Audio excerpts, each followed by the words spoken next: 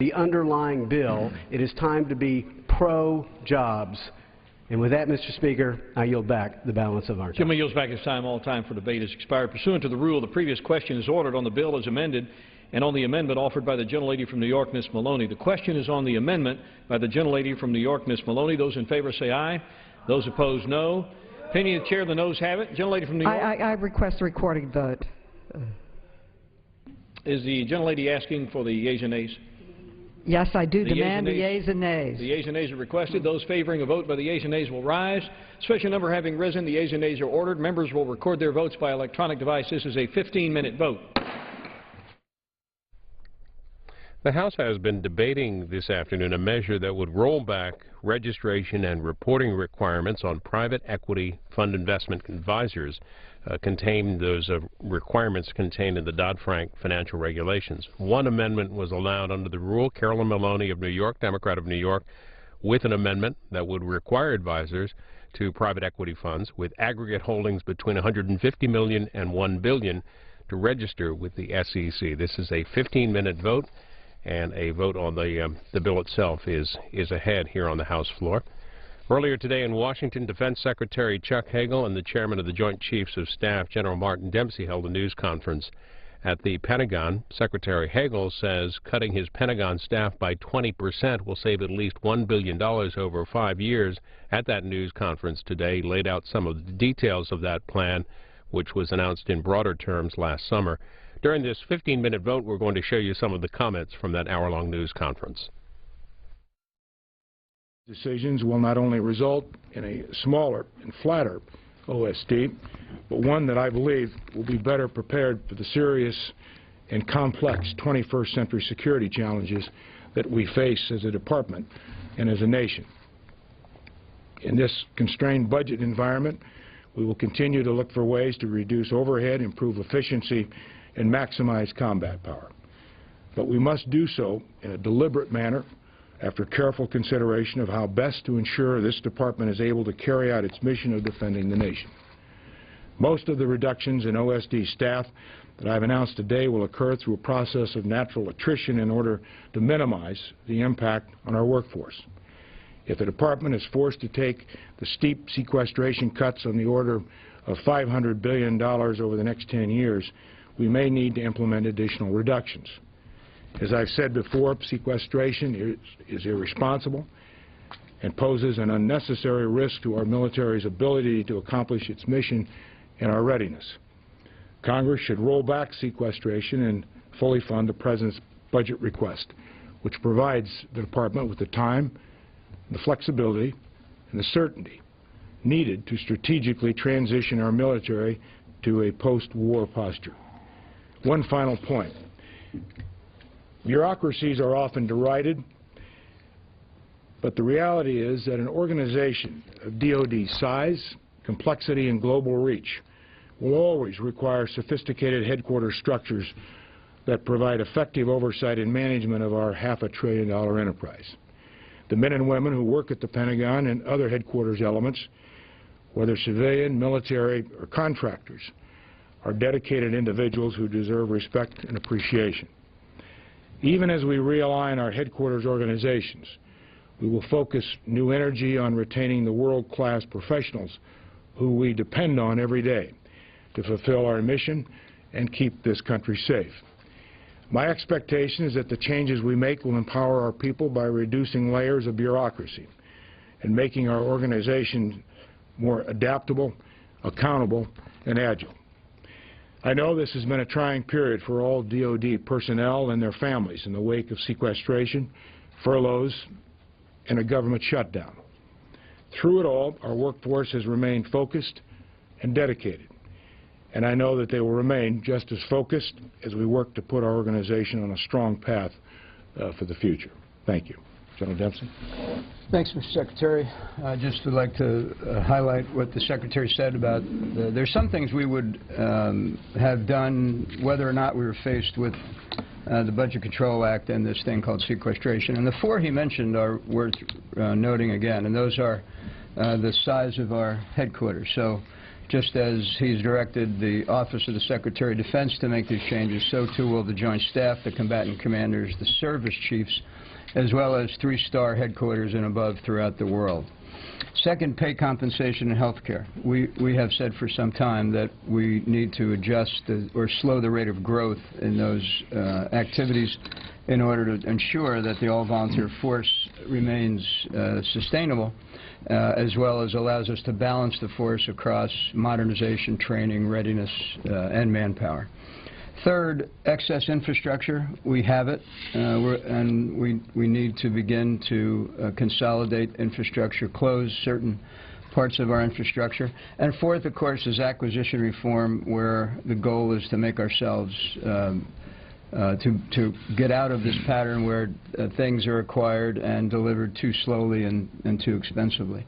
We can't do that ourselves. We're going to need help across virtually each one of these areas, and we'll be looking to gain support for that over time. It's worth noting that last week we entered our 13th year of combat in Afghanistan, while simultaneously delivering much-needed relief supplies in the Philippines in the aftermath of Typhoon Haiyan, and while maintaining a steady state of presence in the Arabian Gulf, in the Eastern Mediterranean, and in the Pacific as a backstop to our important diplomatic endeavors as a nation.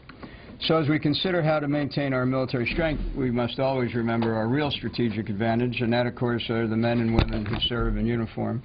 And so the purpose of all of the reform efforts that we've been describing here is aimed at ensuring that we preserve and actually enhance the leadership training and equipping of our forces, because in so doing, and only in so doing, will we be sure to keep our nation immune from coercion.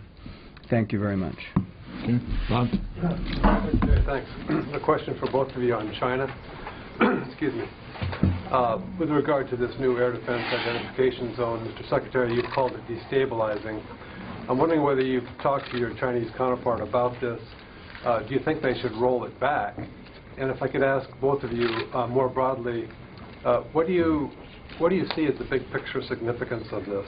Are the Chinese responding to the U.S. talking about pivoting to the Pacific, or how do you read this move? As to your first question, Bob, I have not spoken to my Chinese counterpart. I've spoken to our allies about the Chinese ADIZ. As to your question is the bigger picture. What may be behind this? First, I don't know.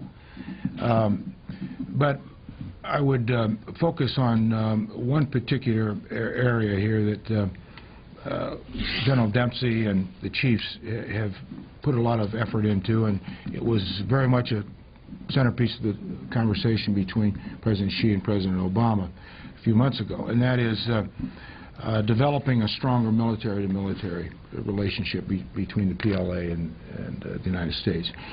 We have been working at that, both sides actually, and you might recall that my counterpart, the Chinese Defense Minister, General Chang, was here in August, and I hosted him here. I've seen him 2 other times in the Asia-Pacific, and some were with me during those occasions. We are working toward a stronger relationship to build some mechanisms to address some of these tension issues, which probably are not going to get any less complicated in the East and South China Sea. It's important for China, Japan, South Korea, all the nations in this area, to stay calm and responsible. These are combustible issues. That's been a role that we have tried to play, the United States, in the influence that we have in that area and with our allies. But this is a time when we need to carefully, all of us, work through some of these differences. And that's the position that we've taken. It is important that in an international community that's getting more and more crowded, that we all understand and have common interest in the preservation of open, free sea lanes and what's in the interest of our countries, our economies, our security. And we're going to have to work on mechanisms that help accommodate that rules of conduct in other areas. And that's an area where we can continue to play a role and will. Do you think you have a role in that? Well, I think that we've made it pretty clear what our position is, the United States, on this. And it's not that the ADIZ itself is new or unique. The biggest concern that we have is how it was done so unilaterally and so immediately without any consultation or international consultation. That's not a wise course of action to take for any country. I have actually reached out to the schedulers to connect me with my Chinese counterpart. I suspect it'll occur following the Vice President's visit. I think it's probably worth noting that we're not talking about sovereign airspace. We're talking about international airspace adjacent to sovereign airspace. And as you know, the international norm, I think as you know, the international norm is that entering an ADIZ, you would only report if you intended to enter the sovereign airspace of the country that declared the ADIZ. So it wasn't the declaration of the ADIZ that actually was destabilizing. It was their assertion that they would cause all aircraft entering the ADIZ to report regardless of whether they were intending to enter into the sovereign airspace of China. And that is destabilizing. I have a question on Syria. Mr. Secretary and Chairman Dempsey, you have both expressed concerns in the past about the rise of extremist groups in the Middle East and mainly in Syria, where we see now militants aligned with Al-Qaeda and some of them supported by Saudi Arabia are capable of threatening regional security. My question is, how do you see the way out of this crisis? And do you agree with what Ambassador Crocker said today, that the United States has to start talking with President Assad?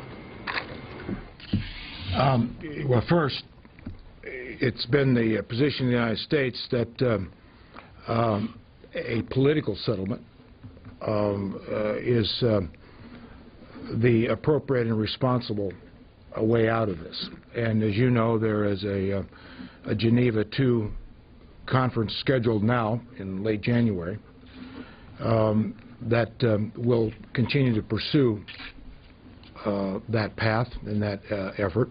Also, as you all are well aware, the chemical weapons piece of this issue is on track. That's not insignificant. The United States has been working closely with our international partners on this, the OPCW. We have, as you know, offered technical support, technology to assist in the destruction of the precursors in the chemical weapons themselves. So that's another dimension of this. I think that we continue and will continue, must continue to find a diplomatic solution to this huge humanitarian catastrophe. It's dangerous. It presents new dimensions to an already unstable Middle East on all of Syria's borders. So I think we are taking the responsible approach and pursuing the right actions here, General. If I could add, Joe, my orders from the President have not changed, and that is to say we are maintaining our presence and our readiness, our deterrence and our capabilities at heightened levels in support of the other efforts that the Secretary just mentioned. Secondly, you ask, how do we see our way through this? I think we see our way through this by recognizing this as a regional issue, not an individual.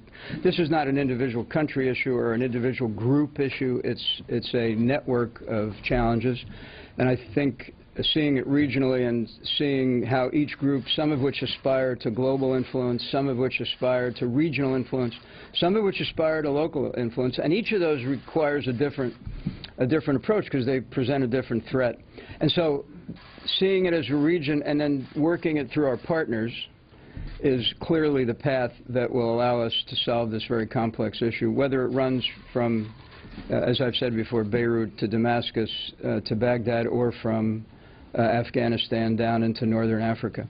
And the last thing is I'll leave the diplomacy to the diplomats. Thank you. Mr. Secretary, the Wall Street Journal reported that the administration is now reaching out to some of the Islamist groups inside Syria. Is this an acknowledgement that al-Qaeda is getting the upper hand there, and there's concern that if you don't reach out to these groups, you won't have any influence in Syria? Can you comment on that, both of you, actually? Well, that's not my area that I deal with the diplomatic track every day on this. I would just say that if, in fact, there's going to be a diplomatic resolution, if that is the responsible approach, and we are taking that, as I have noted, as you all know, and the January Geneva II meeting is on track to occur. If this is all going to come to some kind of a diplomatic solution, then all parties involved are going to have to be represented some way. I'll leave that up to Secretary Kerry and the administration to sort that out. But I think if that is the goal, that's the objective, to try to contain this, and I think General Dempsey's comments about a regional issue is exactly right. Then this can't be achieved by just narrow strips of interest in this. But again, I'll leave that up to Secretary Kerry. Yeah, if I could add, Jennifer, I think it's worth knowing whether these groups have any intent whatsoever to be moderate and inclusive, or whether they are, from the start, intend to be radical and inexclusive. So I think finding that out, however we do so, is worth the effort. Are you seeing a rise in al-Qaeda influence there? Well, remember, I've said for some time, there are more groups that brand themselves as al-Qaeda. Now, whether they actually align themselves with al-Qaeda's global terrorist ideology is another issue. I mean, we're still learning about some of these groups. This is very complicated, as you all know, just sorting out whose interests are whose interests and who represents whom. And so it takes some time to do this, and I think the path we're on, as I said, is responsible. And all of that news conference later in our program schedule. It's also in the video library at cspan.org. The House is voting on an amendment to a bill that would exempt most private equity firms from registering with the Securities and Exchange Commission. The White House yesterday issued a statement strongly opposing the measure, saying, quote, "The administration is committed to building a safer, more stable financial system, and the bill represents a step backwards from progress made to date, given that private equity fund advisors have been filing reports with the SEC for over a year." Part of a statement against the bill from the White House issued yesterday. This is actually a vote on the amendment by Carolyn Maloney, the only amendment allowed under the rule. Her amendment would require advisors to private equity funds with aggregate holdings between $150 million and $1 billion to register with the SEC. Would also direct the SEC within 6 months of enactment to create a simplified registration and disclosure regime. This has been a 15-minute vote, still plenty of votes left. Under the rule passed earlier today, the House tomorrow will consider a measure dealing with patent litigation. The House is expected again to take that up sometime tomorrow. A couple of votes ahead after this amendment vote. We expect a motion to recommit and final passage on the bill as well. Well, on Capitol Hill this afternoon, the chairman of the Budget Committee in the Senate, Patty Murray, and Paul Ryan, the House Budget Committee chairman, have been meeting, talking about that deadline ahead of December 13th for coming up with a 2014 budget plan. Eric Wasson of The Hill tweeting that Ryan and Murray A budget meeting over after 30 minutes. Both cite progress, but no details. Some more details on the issue now from a Capitol Hill reporter. Well, Friday the 13th is an ominous date no matter what, but Mike Lillis, congressional reporter for The Hill, that may be especially true for House and Senate budget negotiators facing a deadline next Friday for the 2014 spending levels. Where do things stand? Well, there's a lot of balls are still in the air, and we're not sure exactly what's going to happen, what's going to land where. But the negotiators are still hopeful that they can reach a deal by the 13th. And Paul Ryan, the chairman of the House Budget Committee, and Patty Murray, the chairman of the Senate Budget Committee, are going to meet today, and they're going to try to hash out some of the differences that we've all heard about over the last couple of weeks. But more and more, you know, we're hearing even from the negotiators that, hey, the 13th is not really a realistic deadline. The shutdown won't happen until January 15th. We have an extra month. Chris Van Hollen yesterday told us there's about a 50-50 chance that they would have anything. He was leaning more on the pessimistic side, it seemed like, because a couple weeks ago he was saying very different things.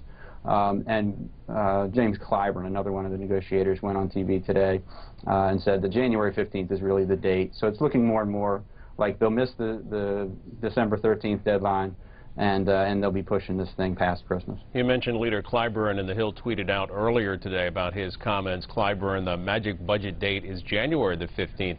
But no matter what, there's still some big issues to be ironed out. What are some of the top 2 or 3? Oh, there's a ton of stuff. The stuff to do. The Farm Bill expires at the end of the year. They still have to do, you know, and then milk prices are going to go up. There's all kinds of things that the farmers are going to complain about. And a lot of lawmakers, obviously representing farm country, have been complaining about it for months. They still have to do the doc fix, the SGR, the Medicare payments for doctors are going to go down at the end of the year. Unemployment insurance, just heard Sandy Levin a couple minutes ago was saying how many jobs would be lost if unemployment insurance benefits were reduced at the end of the year, expired for millions of Americans. So there's some pretty big things that they've got to do. Now, they've allowed those things to expire in the past and go back to them retroactively. So they don't have it again. They don't have another drop-dead deadline like they did with the shutdown. So again, this could be something that's just pushed into January. Everybody wants to go home for the holidays. Speaker Boehner has said the 13th is going to be the day that they leave. They're not going to extend that date at all. So a lot to do, yes, but not really a drop-dead deadline that they have to do it, and we're just going to have to wait and see what they come up with. The Speaker earlier this week also said that he's calling the House back into legislative work on Monday, next Monday. What does that mean for the budget deal prospects? Well, I guess it could mean anything. Just because they're in doesn't mean they're going to get any work done. They're in all this week too, but they're not doing much. So just to say that he's in, well, I don't know what that means exactly. It could mean anything at all. But they've had months to negotiate this budget deal. Everybody knows where the sticking points are. Everybody knows where each side stands. And they're just trying to massage this thing to a point where they can all step up to a microphone and say, hey, we've reached a deal, and you've got to give this, and we've got to give this, and we'll both take our lumps from our various constituencies, but we have to be willing to do that as a group in order to get a deal. So far, we haven't seen any willingness really on either side to do any of that. So, sorry? Well, with a hard and fast departure date of next Friday, does that mean possibly that the Speaker would consider floating a continuing resolution, a short-term CR? He sure is, yeah, good question. He this might even see that as early as next week. We could vote on that, and of course that's a month before the shutdown. But what Speaker Boehner wants to do is say, hey, look, we want to provide a little bit of certainty, and if we can pass a CR or something that would extend government funding beyond January 15th, it wouldn't be such crunch time when we return, and holiday shopping and that sort of thing. There would be more certainty as consumers go out into the holiday season. So he wants to get it passed. It's going to be a very difficult lift for him for a number of reasons. But yes, we could see a CR on the floor as early as next week. Have we heard any reaction from the Senate side on a possibility of a short-term CR? Not much. I mean, most of the reaction has come from House Democrats, actually, who are really opposed to the sequester, and they don't want to extend it at all. You might remember in October, 100% of House Democrats voted to reopen the government, and that included the sequester cuts, which they can't stand. But they kind of held their nose and said, we'll do it for 3 months as long as you can reach another budget deal where the sequester cuts will be taken care of in the next round. The CR, by all indications, the CR that Boehner's looking at is going to not only include the sequester cuts, but it's going to scale back, it's going to cut even deeper into a lot of these domestic programs that the Democrats have championed for years. So you're already hearing Steny Hoyer, Chris Van Hollen, a lot of guys in the D.C. area, but a lot of powerful guys in the Democratic caucus who are saying we're not going to vote for the sequester at those levels. And that's going to put a lot of pressure on Boehner because only 87 Republicans voted to reopen the government in October. They said that the sequester cuts weren't deep enough. And so he'll get some of the conservatives at the 967 level. So 986 is where we are now. The CR would probably go down to 967. Conservatives love that. But appropriators don't. Even Republican appropriators and defense hawks don't like those levels. They think that they're unsustainable. And the last time Boehner tried to bring appropriations bill to the floor, the transportation bill over the summer, at that level, he couldn't even pass it with his own conference. So if he doesn't get the Democrats on board, he's going to have a tough time passing it. And by all indications, the Democrats aren't going to be on board. So this CR could blow up in his face also. Mike Lillis covers Congress for The Hill, and you can read his reporting at thehill.com. Thanks for the update. Thanks for having me. And just an update on our conversation. CQ is reporting that Paul Ryan and Patty Murray have agreed on the core elements of a compromise budget package that would raise discretionary spending caps to around $1 trillion in the next 2 fiscal years, according to sources familiar with the negotiations. They say that Representative Ryan and Senator Murray remain divided on the level of spending cuts and revenue in a deal that would replace sequestration in 2014 and 15, but sources said today that they have agreed to use a legislative track that would speed passage of an agreement before the January 15th expiration of current spending authority. That's from CQ reporting in the last 20 minutes or so. The House is winding down a vote. It's an amendment vote, Carolyn Maloney's amendment vote on a bill that would roll back registration and reporting requirements for private equity fund investment firms to the SEC.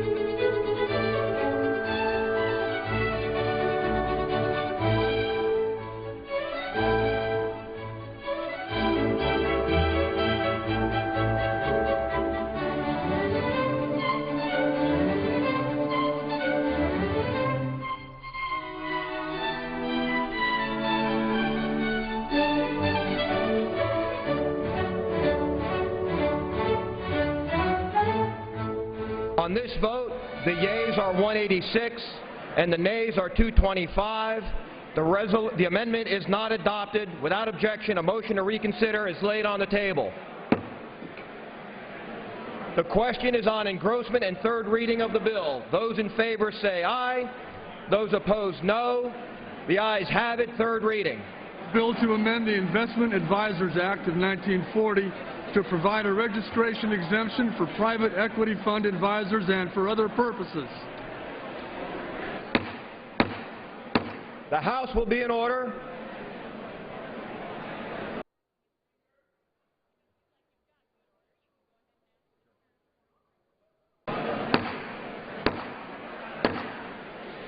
The House will be in order.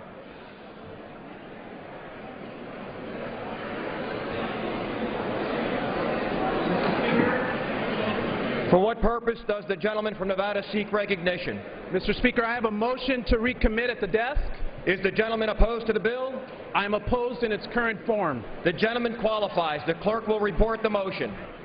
Mr. Horsford of Nevada moves to recommit the bill H.R. 1105 to the Committee on Financial Services with instructions to report the same back to the House forthwith with the following amendment. Page 2, line 17, strike the quotation marks and final period and insert after such line the following. 3. Protecting American jobs. The exemption described under paragraph 1 shall only apply to an investment advisor providing investment advice to a fund that A.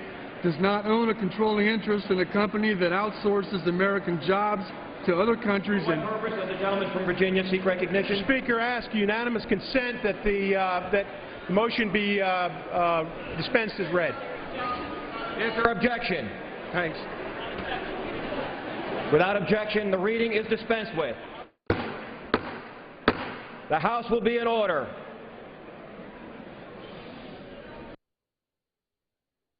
Pursuant to the rule, the gentleman from Nevada is recognized for 5 minutes in support of his motion. Thank you, Mr. Speaker. This is the final amendment to the bill, which will not kill the bill or send it back to committee. If adopted, the bill will immediately proceed to final passage as amended. The gentlelady is correct. The House will be in order. The gentleman may proceed.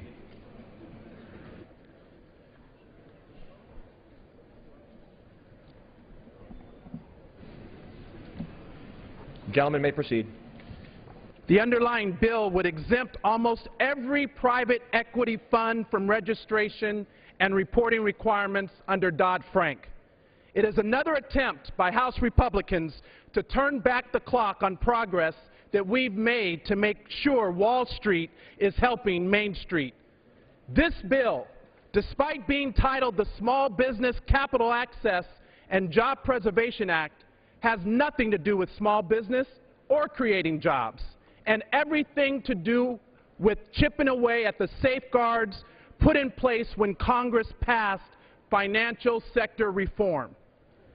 Wall Street reform has made the financial system more transparent, reduced risk, and protected against systematic failure.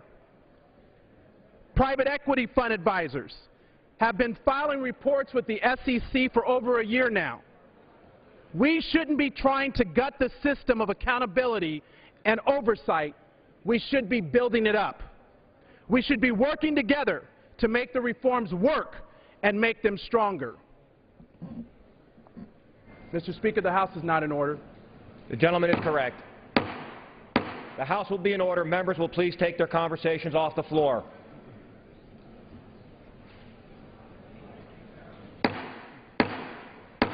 The House will be in order.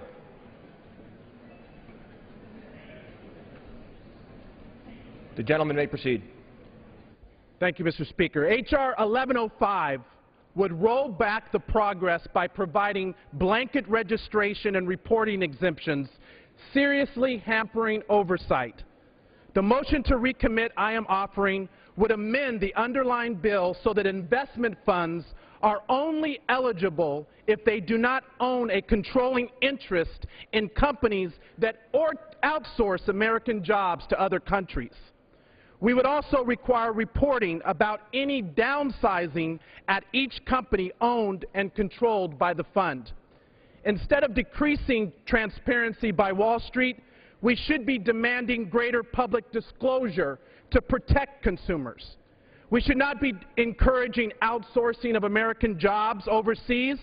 we should be incentivizing companies to keep jobs right here in America and to bring them back.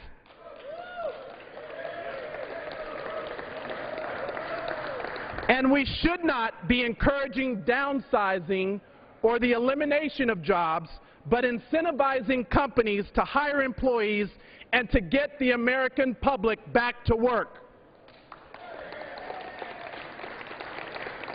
Now, when I go home to my district in Nevada and meet with constituents, they want to know what Congress is doing to create jobs. Mr. Speaker? Gentleman is correct. Members will please take their conversations off the floor. The House will be in order.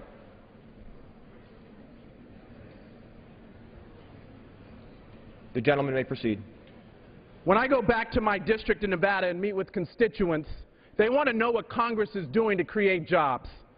They aren't asking me to roll back reforms that make financial markets more stable. They aren't asking me to make life easier for Wall Street. They want this Congress focused on one street, Main Street, and on creating middle-class jobs to help grow the economy and put Americans back to work.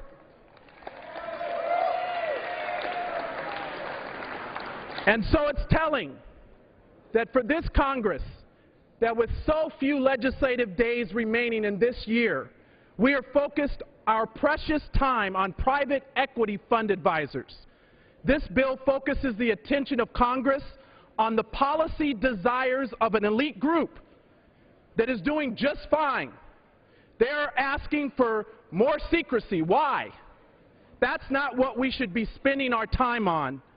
Instead of bringing an infrastructure bill to the floor that would create middle-class jobs, instead of passing comprehensive immigration reform, Mr. Speaker, to fix our broken system and to grow the economy, instead of passing workplace protections that prevent Americans from being fired because of who they love, instead of working to reduce food insecurity, instead of replacing the harmful sequester that is hurting everything from military contractors to economic activity for all Americans, instead of doing any of that, of doing what the American people are demanding of this Congress, the House GOP through H.R. 1105 are focusing their energy on gutting Wall Street reform.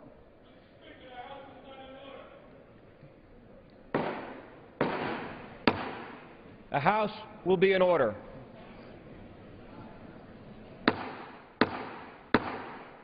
Members will please take their conversations off the floor. The gentleman may proceed. So we have serious business that this body could be focused on. Business that many of our constituents on both sides of the aisle say they want us to address. But instead, we have H.R. 1105, a focus to gut Wall Street reform, and it is a quiet but concerted effort to once again turn back the clock on the American people. Not to mention, the underlying bill time has expired. Is also a futile attempt because the President has already said the gentleman's time has expired. That he would veto the legislation. I urge my colleagues to vote yes for the motion to recommit, to vote yes to put the American public back to work, to put the middle-class agenda on the House of Representatives, and to do the people's business. Let's get...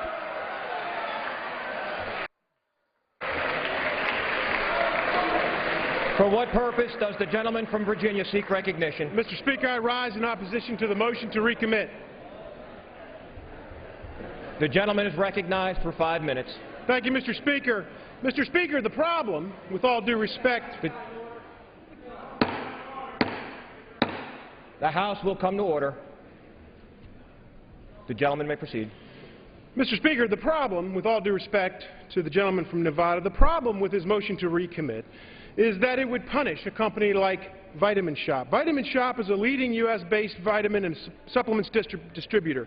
Early this year, Vitamin Shoppe went global, opening its first international franchise in Panama City, Panama. By partnering with a private equity fund, Vitamin Shoppe grew its business from a Northeast-based specialty retailer to a national chain, adding more than 400 stores and 2,500 new jobs. With all due respect, this bill is not about overseas jobs. This bill is not about Wall Street. This bill is about Main Street American jobs, to the tune of 7.5 million jobs working in 17,000 U.S. companies. This bill is about encouraging private capital investment in those Main Street jobs. This bill is about not adding $500,000 in compliance costs to Main Street job creation. To put this in perspective, I dare say, of every congressional district represented on this floor, this bill is about a window manufacturing company in Rocky Mount, Virginia, in Virginia's 5th District, our district, that has operated there for the last 70 years. It's provided good jobs in our community. It's provided jobs for generations of people living in Franklin County, Virginia, and for families who have worked there for generations. In the last 10 to 20 years, in Rocky Mount, Virginia, just like all across Southside Virginia and so many congressional districts across this country, we've seen hard times because of the loss of thousands of manufacturing jobs. We have seen over the last 10, 20 years double-digit unemployment. This window manufacturing plant was able to survive because of a private equity investment. And now that window manufacturing company boasts 1,000 employees. Those jobs still exist today because of the private equity investment. Last night we had a meeting at the Rules Committee, and one member of the committee asked the question. He said, if a big PE firm has to pay an extra $500,000 for compliance costs, what's the big deal? It seems to me that it would be better, perhaps, to ask that question to an employee at that windows manufacturing firm in Rocky Mount. If asked, I suspect he would say, you know, I have a good job. I love my job. I work 60 hours a week to be able to pay my mortgage, to pay my bills, and take care of my family. He would say, please, please, to all of you in Washington, do everything that you can to make sure that 1 year from now, I still have my job, and make sure that my neighbor has a job too. That is a big deal, and that's what this bill is about. I urge the defeat of this motion to recommit. I urge the adoption of this good jobs bill, and I ask your vote for H.R. 1105, and I yield back the balance of my time.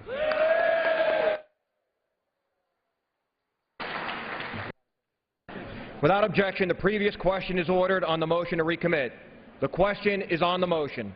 All those in favor say aye. Aye. Those opposed, no. No. The noes have it. The motion is not agreed to. Mr. Speaker, I'd like to request the yeas and nays. Does the gentleman ask for a recorded vote? Yes, Mr. Speaker, I ask for a recorded vote. A recorded vote is requested. Those favoring a recorded vote will rise. A sufficient number having risen, a recorded vote is ordered. Members will record their votes by electronic device. This is a 5-minute vote. Pursuant to Clause 9 of Rule 20, the Chair will reduce to 5 minutes the minimum time for any electronic vote on the question of passage.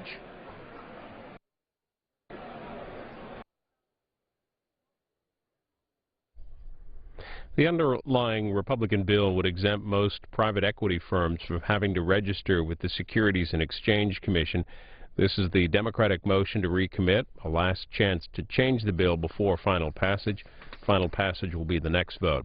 Under the rule approved earlier today, the House tomorrow will take up a bill dealing with patents. It would modify the patent infringement litigation process to discourage abuse of the system. The House is in at 9 a.m. Eastern tomorrow for legislative work.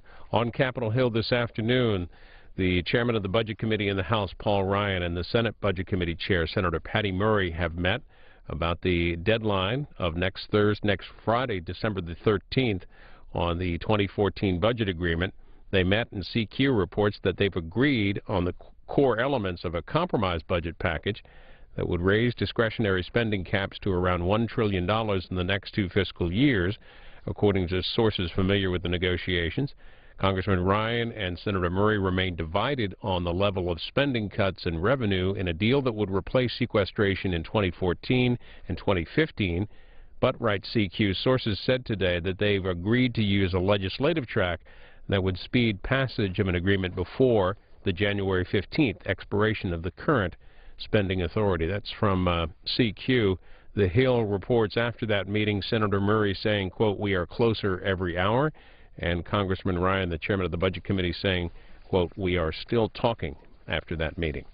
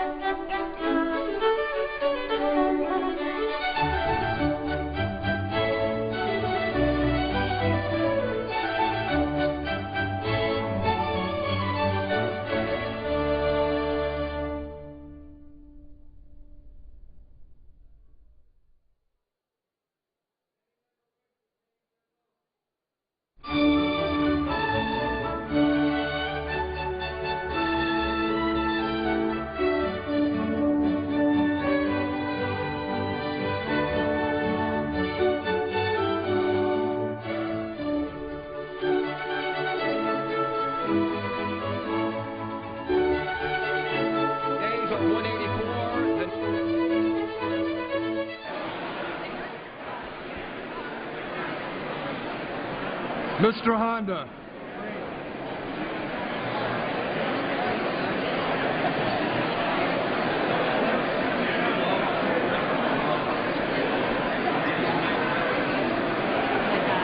Mr. Honda votes aye.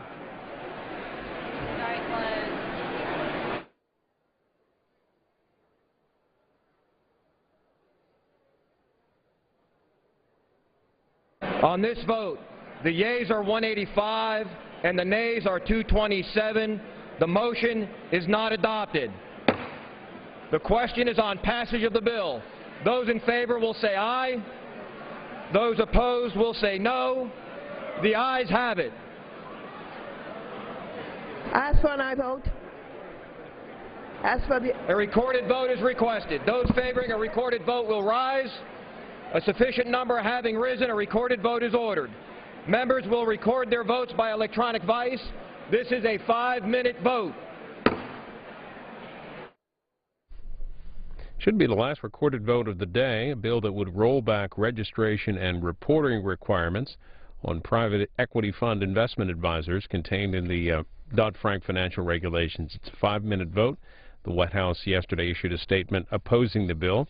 They support a bill that will come to the floor tomorrow dealing with patents. CQ writes tomorrow's legislation would impose new rules governing patent infringement lawsuits, which have increasingly drawn congressional attention. The White House yesterday issued a statement of administration policy on that bill expressing support for the measure, which it said would, quote, improve incentives for future innovation while protecting the overall integrity of the patent system. That bill on the House floor tomorrow. The House is in early, 9 o'clock Eastern. Live coverage, of course, here after Washington Journal on C-SPAN at 9 a.m.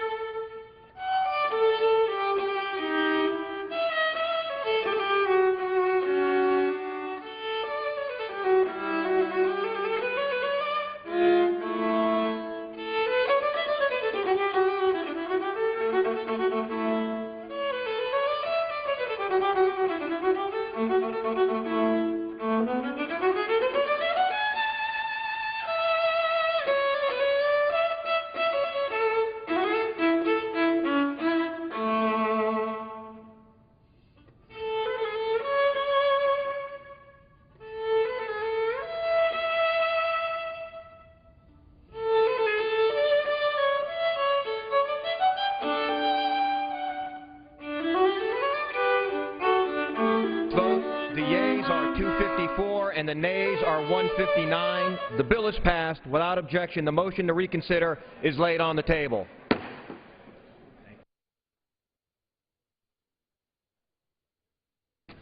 For what purpose does the gentleman from California seek recognition? Mr. Speaker, I ask unanimous consent that Representative Ruiz, at his request, be removed from as a co-sponsor for my bill, H.R. 3313. Without objection, so ordered.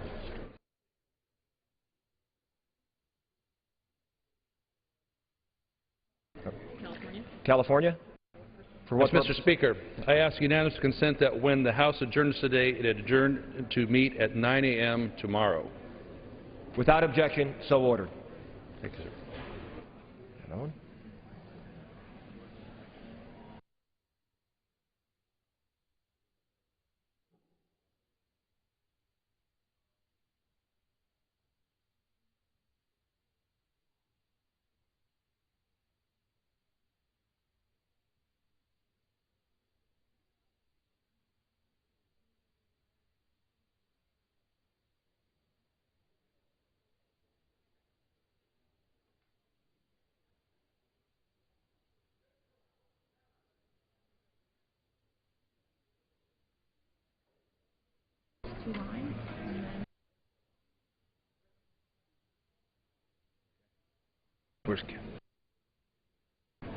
The Chair lays before the House the following personal requests.